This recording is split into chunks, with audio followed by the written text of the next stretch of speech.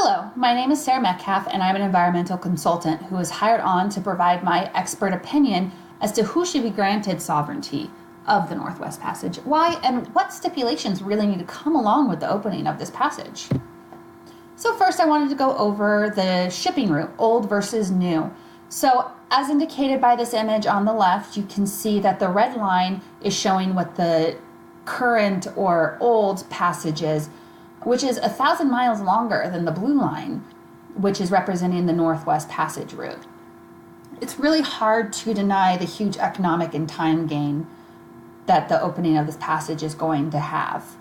Though, as we can see from this image, the blue line is passing through the Arctic, which is a much more sensitive environment and ecosystem than the route that the red line is passing through. And you really need to keep this in mind as well with the opening of this Northwest Passage. So my ultimate recommendations are to, one, allow cruise and trade ships to utilize the Northwest Passage.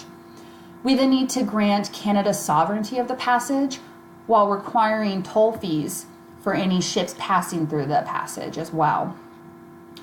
Attaching strict spending procedures and policies to any toll revenue associated with the opening of this passage is vital.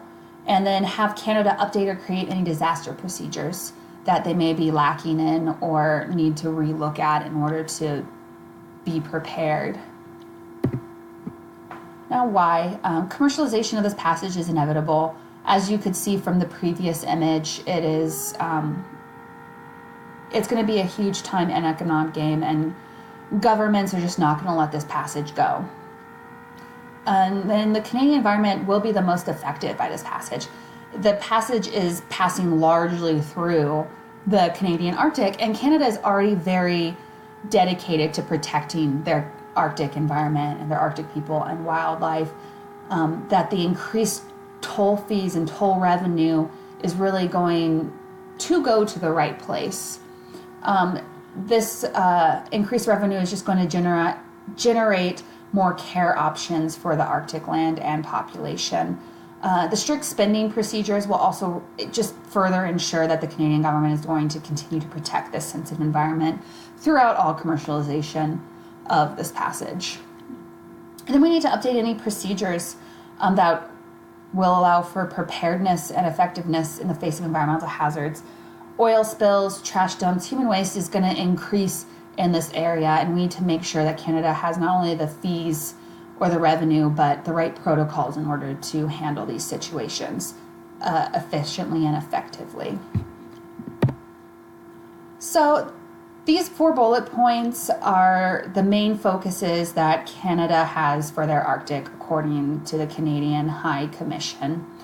So Canada has funds already invested in research for climate change and how we can combat that and what we can do to not only further protect the environment, but those affected by climate change. So this toll revenue is really going to increase their ability to continue this research and continue finding things to not only fight climate change, but ensuring the health of not only their wildlife population, but their Inuit population as a total. And so economic and social development is very important for Canada's Arctic. They really want to ensure that economic and social development is stable and benefits Arctic inhabitants, particularly their Indigenous people. But it's not just a domestic issue for them. They really like to work with other Arctic environments, such as Greenland and Northern America, such as in the Alaska area, which is going to be also hugely affected by the opening of this Northwest Passage. And they're already dedicated to working with these other countries. So this increased revenue provided to them with the tolls is going to ensure that they further work with these Arctic countries.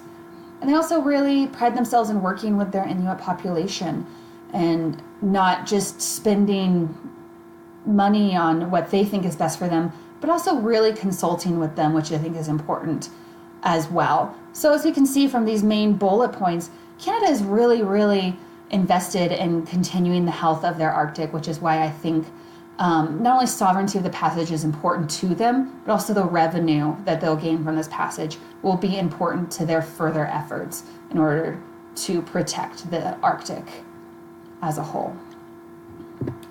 Thank you so much for your time today. I have provided my contact information, and I really want to hear from you. Any further questions, concerns, any further clarification I can provide, I am definitely happy to do that. Thank you so much for being here today.